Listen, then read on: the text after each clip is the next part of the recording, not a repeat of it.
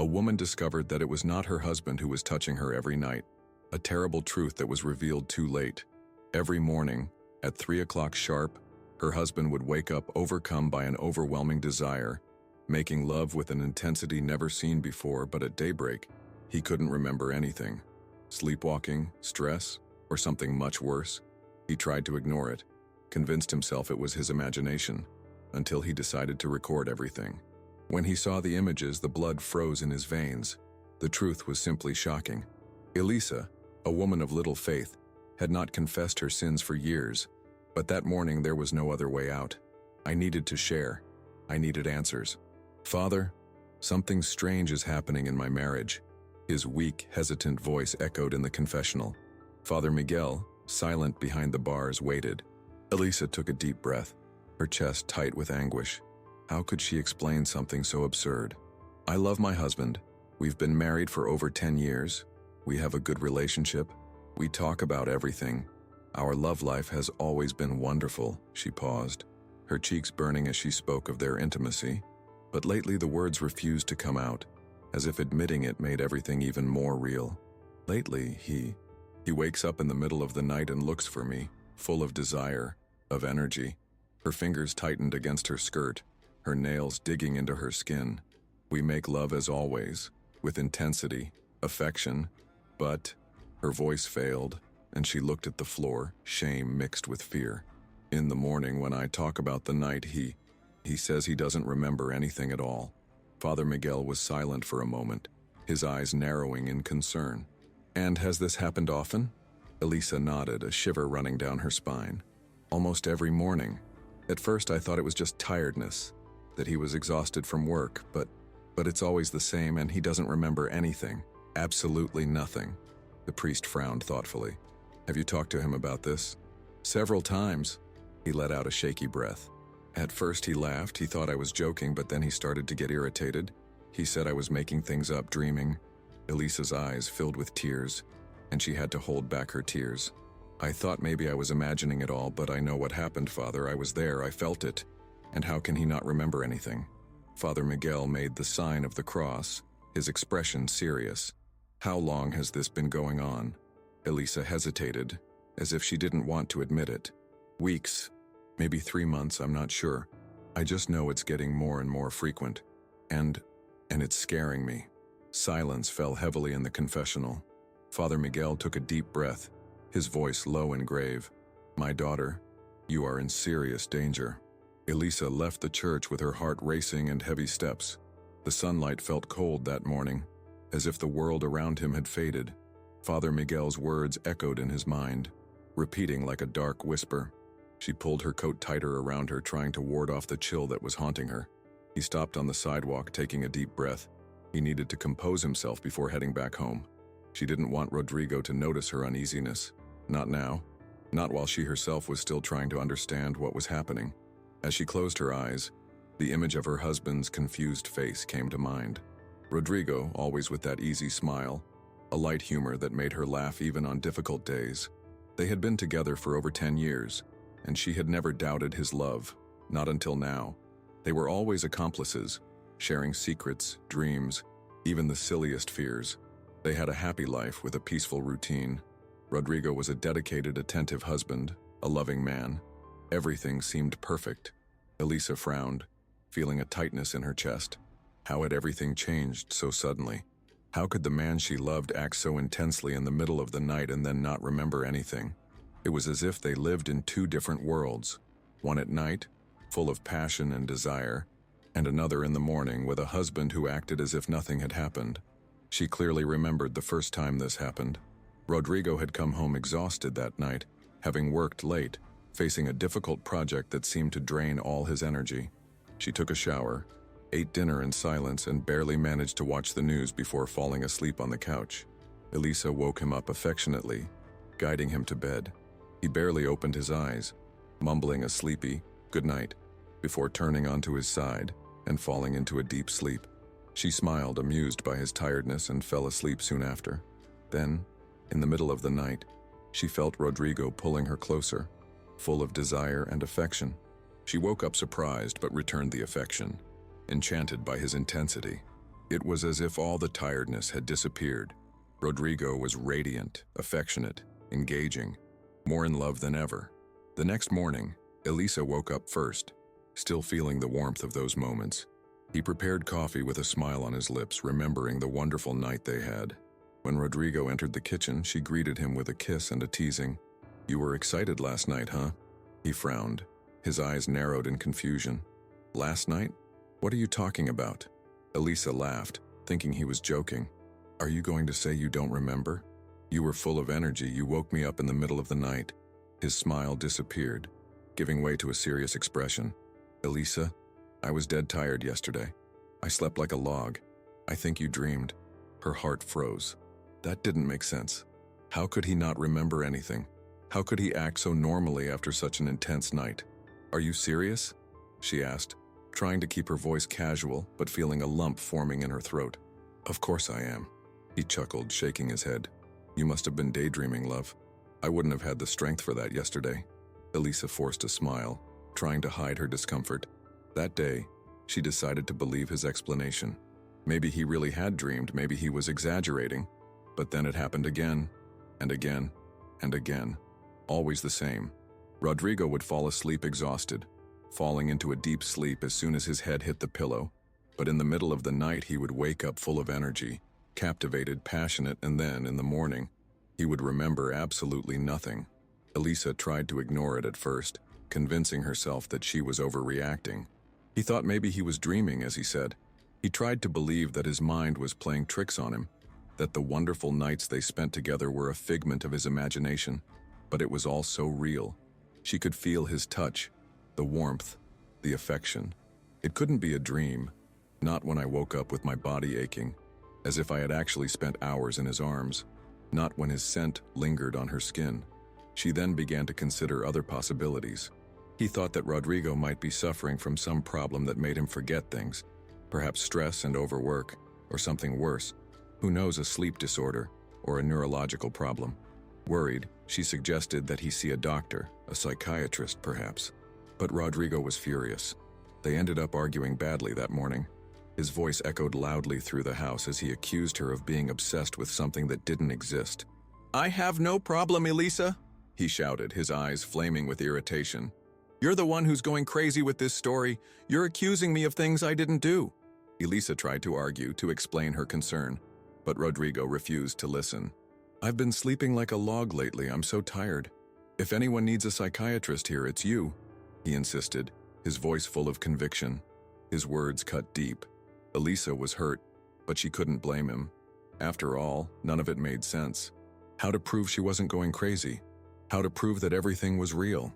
It was then that he decided he needed evidence. If Rodrigo woke up every morning full of energy and desire, then she would find a way to show him that. Elisa started paying attention to the times. She looked at the clock every night, trying to find a pattern. And he found it was always at 3 in the morning. Exactly at 3. The number made her uneasy. 3 in the morning, the dead hour, as I had heard in horror films. He tried to push away the superstitious thoughts, convincing himself that it was just a coincidence. But night after night, the pattern repeated itself. 3 hours, not a minute more, not a minute less. Rodrigo woke up at 3 in the morning, full of life, with inexhaustible energy. Elisa felt enveloped by his passion, enchanted by the intensity with which he sought her. They were, without a doubt, the best nights of all the years of marriage. Rodrigo had never been so passionate, so affectionate, so engaging. And that was what bothered her the most. The fact that when dawn came, he didn't remember anything, not a single detail. It was as if a part of their lives had been erased from his memory, as if he lived in 2 worlds, 2 different men. Determined to prove that it was real, she decided to record it. If Rodrigo didn't remember, she would show him, would show every detail, every word, every moment. Then he would see that it wasn't her imagination, that it wasn't a dream. That night, he prepared everything. He left his cell phone strategically positioned on the dresser, with the camera facing the bed. The alarm was off. The battery was fully charged and the silent mode was on, so he wouldn't understand anything. He looked at the clock, 2:45. His heart was beating fast, anticipation mixed with anxiety. I didn't want to believe that something was wrong with Rodrigo, but I needed the truth. I needed to know. At 3 o'clock sharp, Rodrigo woke up. Elisa held her breath as he pulled her close, full of desire, whispering loving words in her ear. She returned the affection, feeling enveloped by the intensity of that moment. It was like being in a movie scene, like living a perfect dream. But Elisa was awake, attentive, aware that everything was being recorded. She felt victorious. I would finally show him the truth, finally prove that I wasn't going crazy. When it was all over, Rodrigo fell into a deep sleep, as he always did. Elisa lay down beside him, her heart still racing. I couldn't wait for the morning for his reaction when he saw the video. At dawn, she got up before Rodrigo and picked up her cell phone. He unlocked the screen with trembling fingers, his heart racing with anticipation. He searched for the recording in the video gallery, but there was nothing. She frowned, confused. He checked again, rummaged through all the folders, including the trash on his phone, but found nothing. No video, no trace of recording. His breathing became heavy, his head spinning. That didn't make sense. She was sure she had started the recording. She was absolutely sure.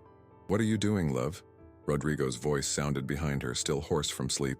Elisa turned around, her face pale with shock. "I was trying to show you what happens in the early morning." "Wow, Rodrigo."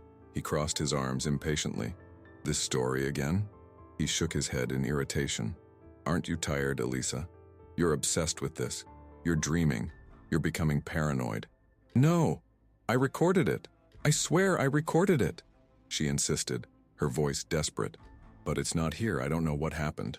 Rodrigo let out an exasperated sigh. "You're going crazy. You're seeing things where they don't exist. Maybe the one who needs help here is you." A short time later, Rodrigo left for work, slamming the door loudly. Elisa stood in the middle of the room, her cell phone still in her trembling hands. His words echoed in her mind. "You're going crazy. You're seeing things where they don't exist." She closed her eyes, trying to push away that suffocating feeling of doubt. Was she really going crazy? Was she daydreaming, imagining things that didn't exist? Maybe Rodrigo was right. Maybe she was obsessed with it.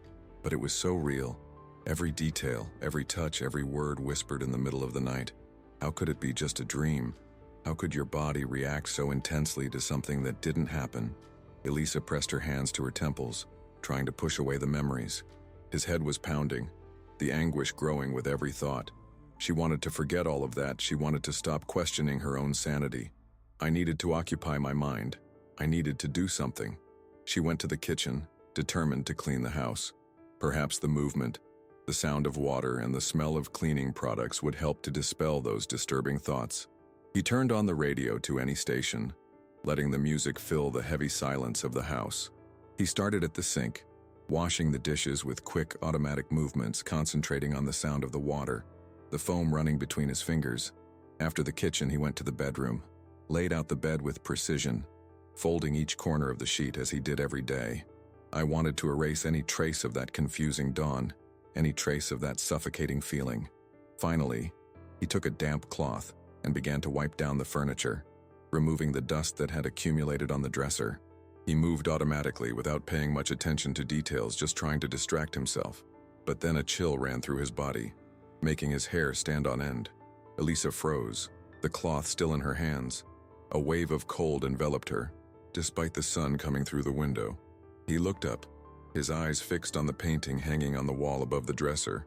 It was a beautiful painting, a delicate portrait of a woman looking out into the distance, her face slightly tilted, as if she were lost in thought.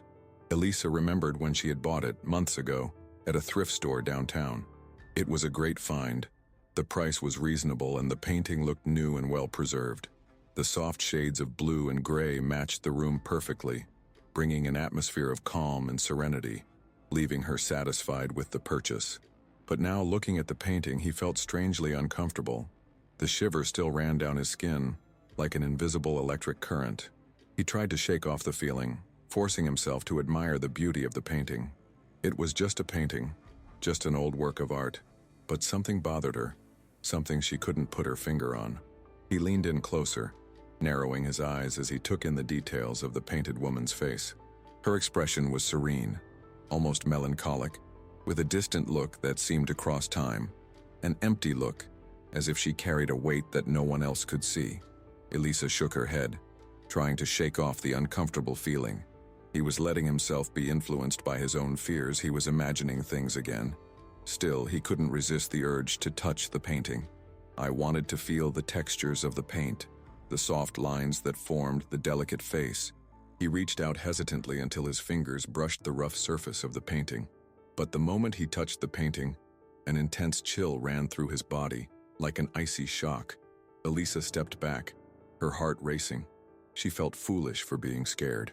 It was just a painting, after all, nothing more than a piece of canvas and old paint. She laughed at herself, trying to ignore the strange feeling that still made her skin crawl. "What nonsense, I'm really getting paranoid," she muttered, shaking her head. But for a moment it seemed to her that the eyes of the woman in the painting were following her as she walked away from the dresser, a barely perceptible gleam in her distant gaze, as if she were watching her. Elisa shuddered. She was tired, mentally exhausted. That was all. I was imagining things because of tiredness. He decided he needed to rest. He needed to get all that nonsense out of his head. But as he left the room, he glanced over his shoulder one last time, his eyes settling on the painting on the wall. Who would have owned that painting before her? She knew she had bought it at a thrift store, so it had certainly had a previous owner. And suddenly she felt invaded by an inexplicable curiosity. Who would have hung that painting in her house before her? Who would have looked into those melancholy eyes every day before Elisa brought him to her room? Elisa shook her head, trying to push away the strange thoughts. She was becoming obsessed again. She couldn't let her mind wander that much. But no matter how hard he tried, he couldn't get the picture out of his head. He spent the rest of the day trying to distract himself. But the image of the melancholic woman continued to haunt his thoughts. Who could that woman have been? Why did his gaze seem so distant and empty? Determined to find out more, she grabbed her car keys and left the house, driving straight to the thrift store where she had purchased the painting months earlier. She needed answers. She needed to understand where that painting had come from and why it had caused such a strange feeling in her. When she arrived at the scene, she tried to appear unconcerned. "I didn't want the owner to think I was going crazy. It was just a painting," she repeated to herself, trying to push away the discomfort she still felt since touching him. The bell over the door jingled as she entered.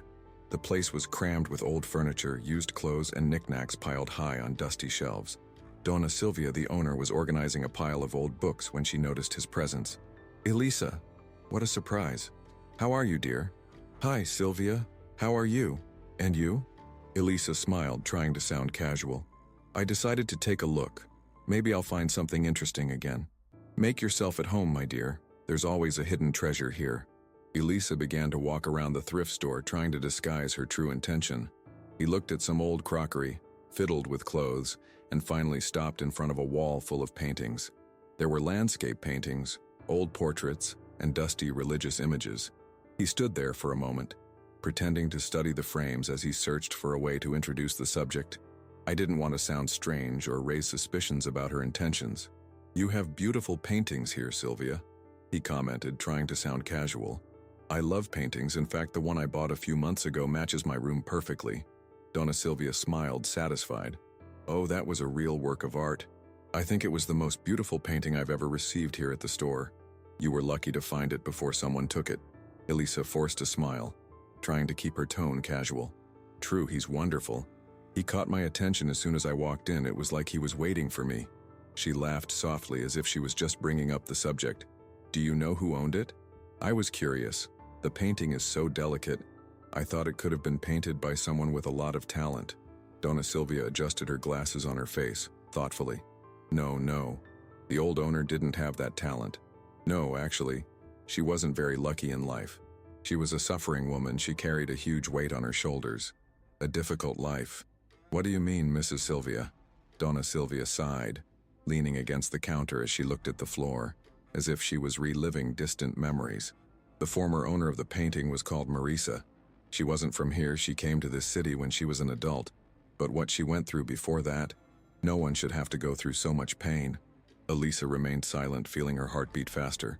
Donna Silvia continued, her voice thick with emotion. "Marisa herself told me part of her story. The rest I heard through rumors. But I believe it's all true." She paused, her eyes fixed on a distant point as if she could see beyond the walls of the store. As a child, Marisa was sent by her mother to work in a family home. She was only 8 years old, a little girl who matured prematurely, working all day, Washing clothes, scrubbing floors, carrying heavy buckets. The slightest protest against tiredness earned her punishments.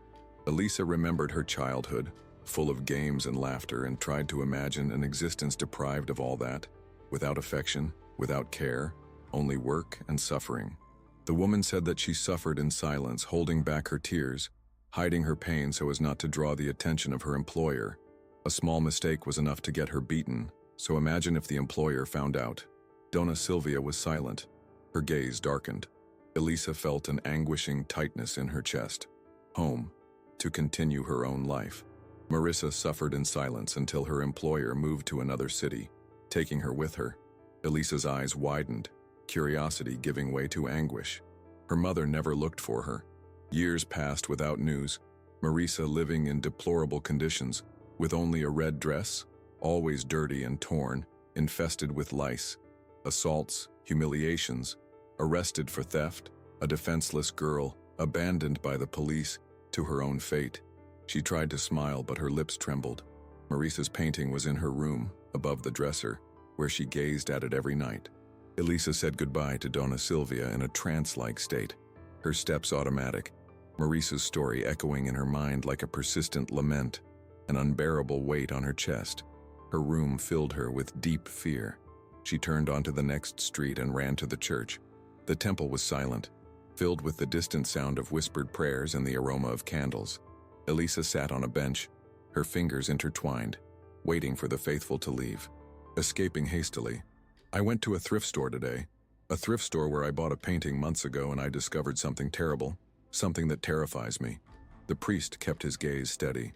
"I discovered that the painting belonged to a woman named Marissa," Elisa said, her voice breaking.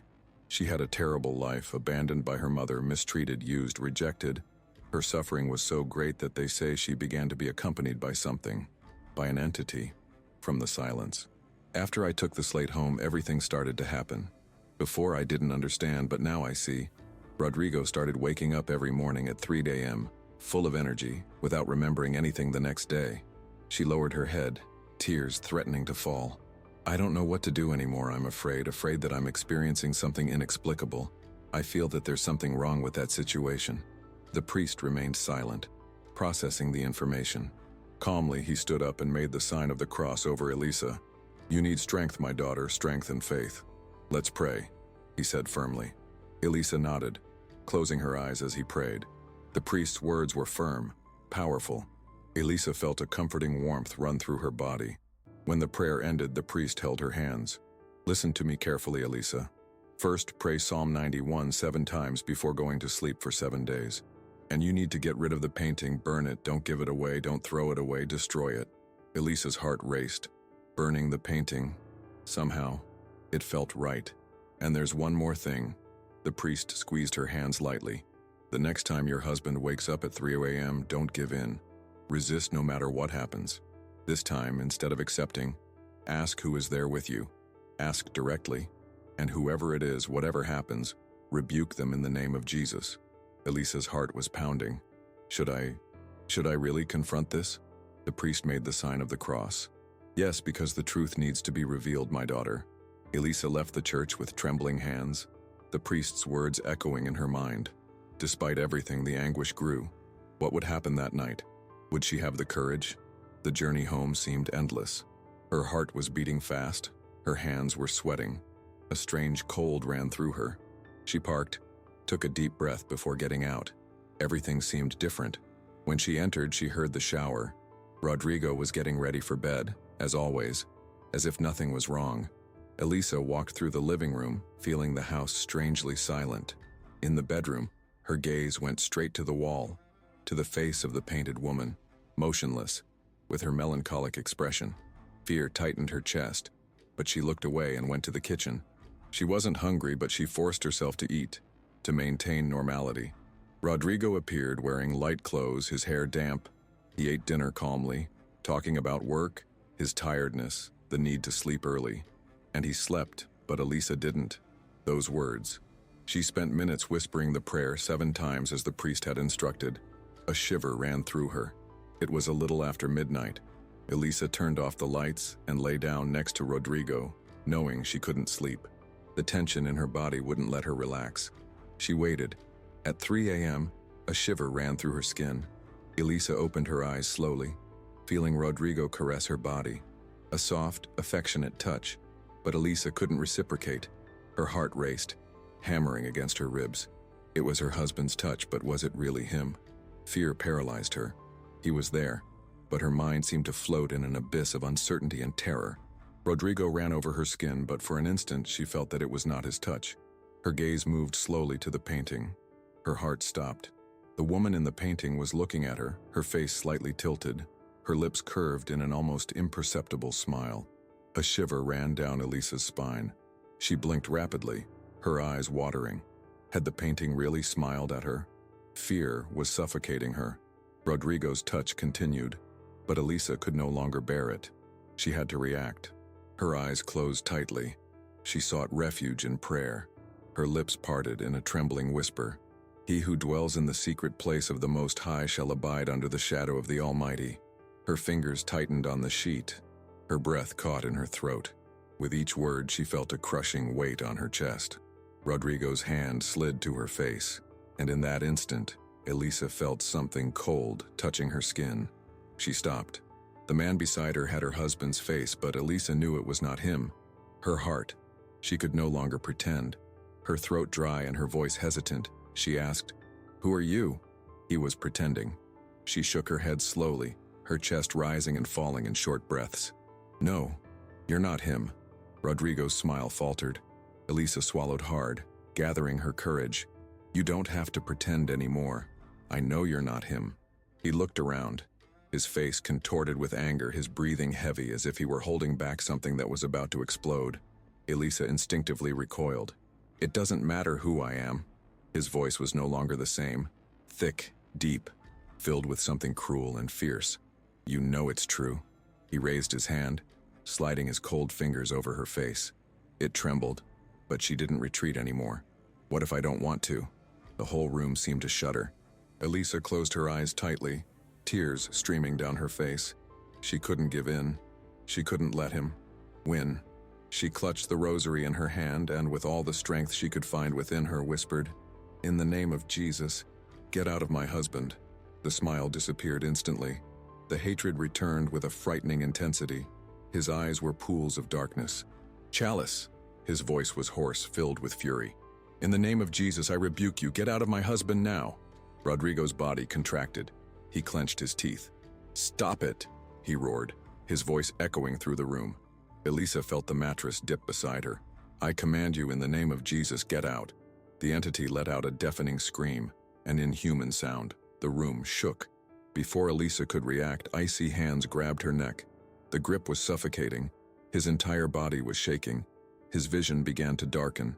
He felt that this would be his end, but even without air, he clung to his only hope.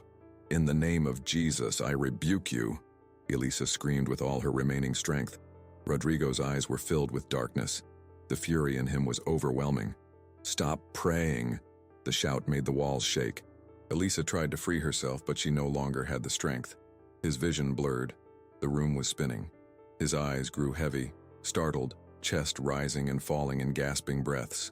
His whole body was shaking. The terror of last night was etched into her skin. He sat up in bed in a sudden movement, his heart racing. What happened? How did it all end? He blinked a few times, trying to focus his vision. The room was bright, the sun coming in softly through the gaps in the curtains. Everything seemed normal, but it wasn't. He looked to the side and felt a shiver.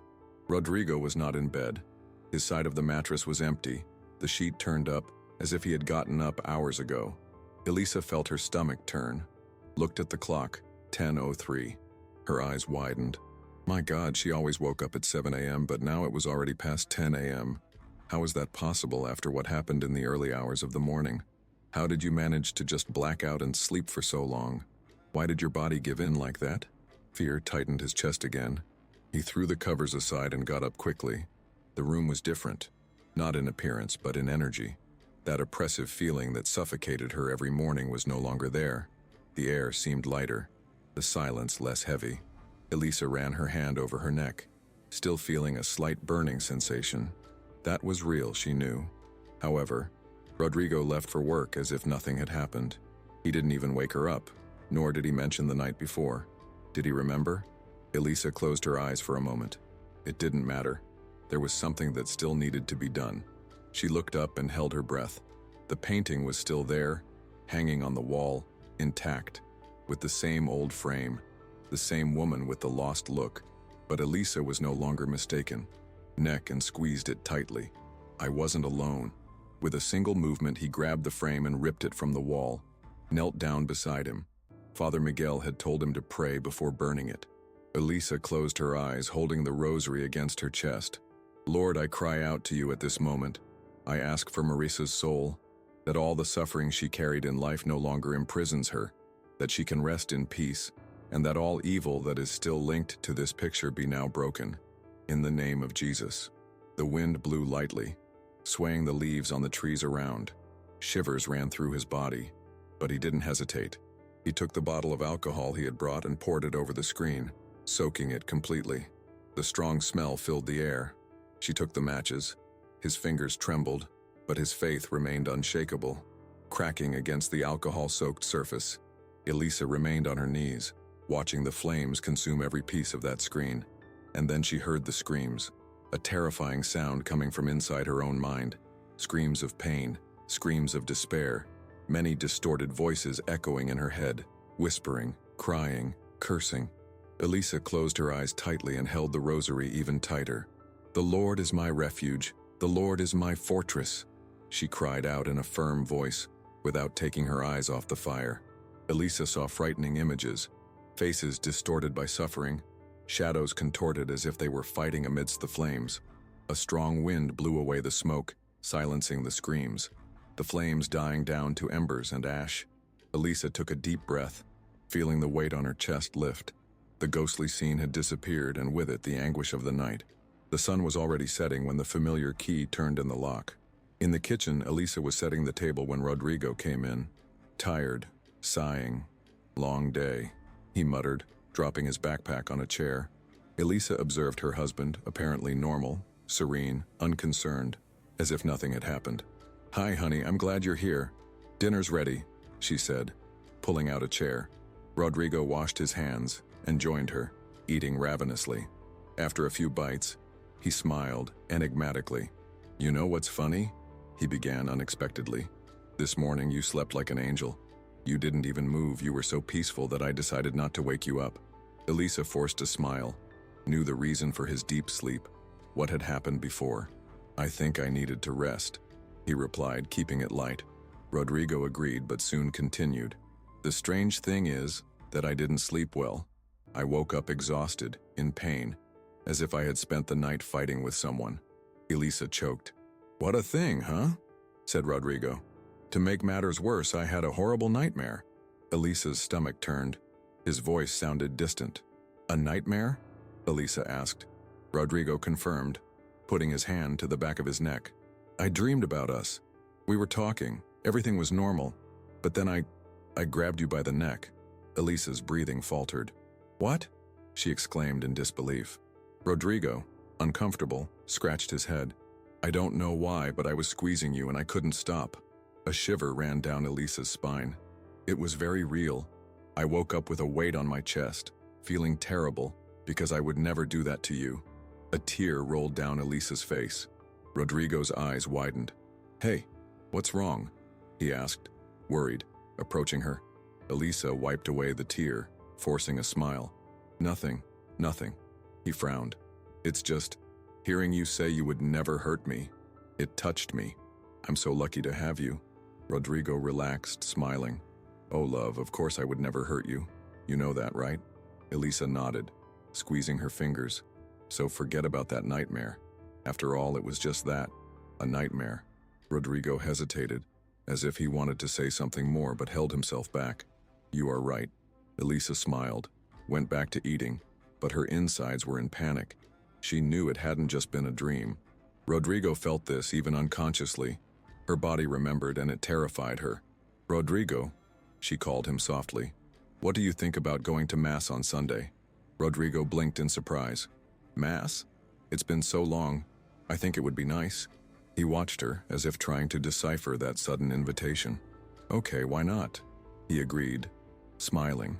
Elisa sighed, relieved, but she had no idea what would happen in the church, something that would mark their lives forever. After the terrifying night, after destroying the painting, Elisa believed that everything was over. Rodrigo no longer woke up at 3 in the morning.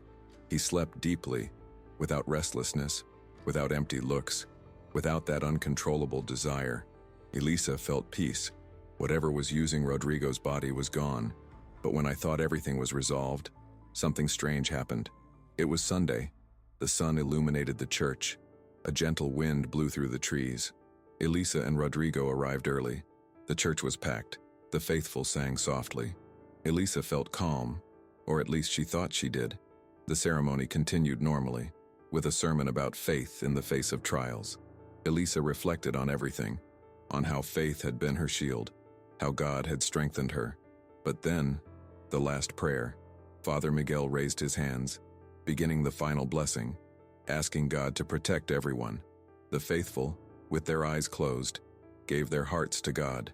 Elisa also closed her eyes, feeling at peace, but a strange discomfort invaded her, an inexplicable weight on her shoulders.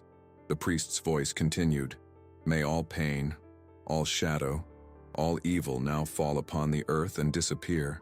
It was the last thing Elisa heard before she felt a biting cold and everything went black. She fainted. The church turned into chaos. People stood up, murmuring, worried.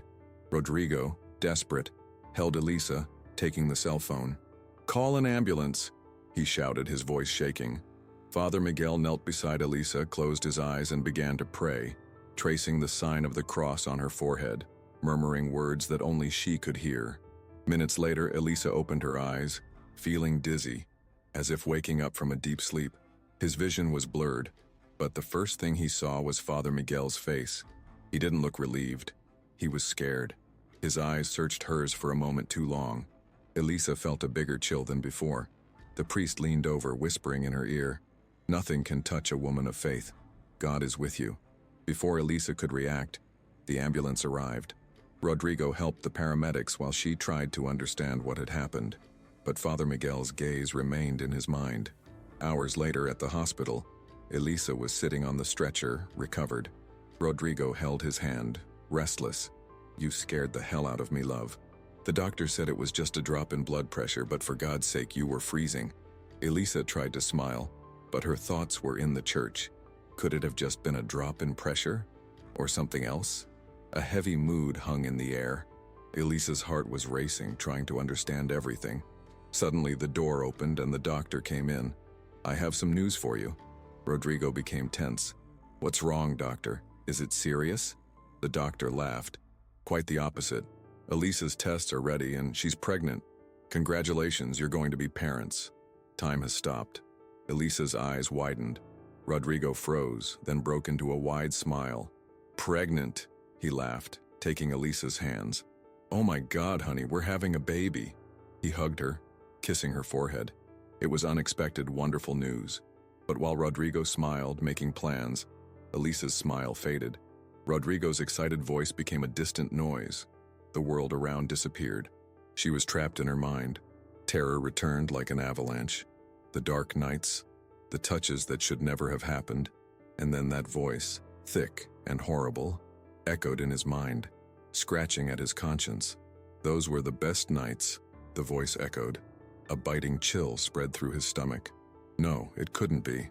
An overwhelming nausea rose in his throat. Despair took hold of her.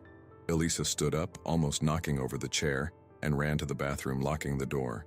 His knees gave way. Her hands were shaking as she leaned against the sink, fighting the nausea. But it wasn't just the discomfort of pregnancy. It was fear, a deep fear. What if this baby isn't Rodrigo's? And if... I need to stop thinking about this nonsense, he thought. Elisa closed her eyes tightly, pressed her hands to her stomach, and began to pray. "Sir, help me. Move these thoughts away from me. This baby is a gift, a blessing. Help me to believe it." Little by little, the dread began to dissipate. God was there, always was. When he recomposed himself, he wiped his tears, took a deep breath, and opened the door. Rodrigo was there, worried. "Honey, what happened?" Elisa forced a smile. Just a normal nausea of pregnancy. Don't worry. He ran his hand through his hair.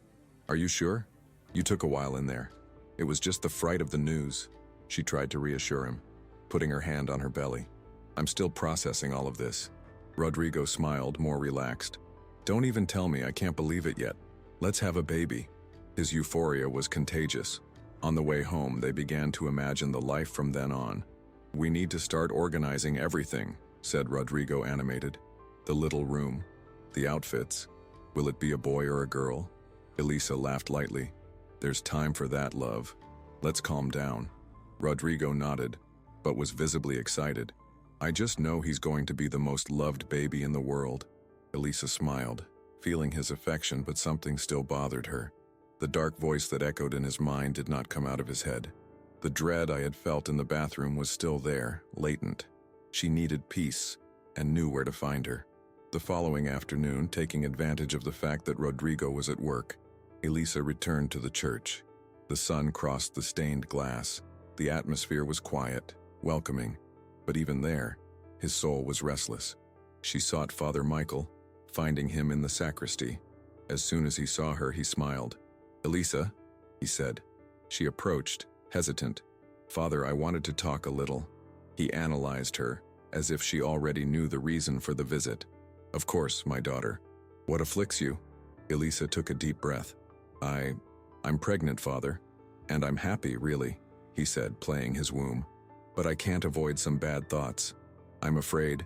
Fear of what I lived, what might have been, you know? The priest nodded slowly. Do you fear this baby is marked by evil, my daughter? Is that? Elisa didn't respond immediately, but her silence said it all. The priest put his hand on his shoulder. Listen, Elisa. No baby is born marked by evil. Children are pure, free from sin. Your child is not a shadow of the past. He is a promise for the future. Elisa blinked, absorbing the words. But what if it does not exist? What if he interrupted her firmly but without hardness. What you carry within you is life, Elisa. A gift from God. And this gift cannot be touched by evil. Elisa's eyes filled with tears. But I feel so afraid. The priest took a bottle of anointed oil and guided it to a bench. So let us pray. Let us seal this child with divine protection. And I ask only one thing of you. Do not turn away from God. Elisa felt it and closed her eyes as he placed his hand on her belly and began to pray. The priest's voice was strong, full of faith. Each word seemed to penetrate his soul, dissolving the shadow of fear. May this baby grow healthy, protected by the love of God. May his arrival be of light, and no shadow approaches this mother. May peace reign over this home.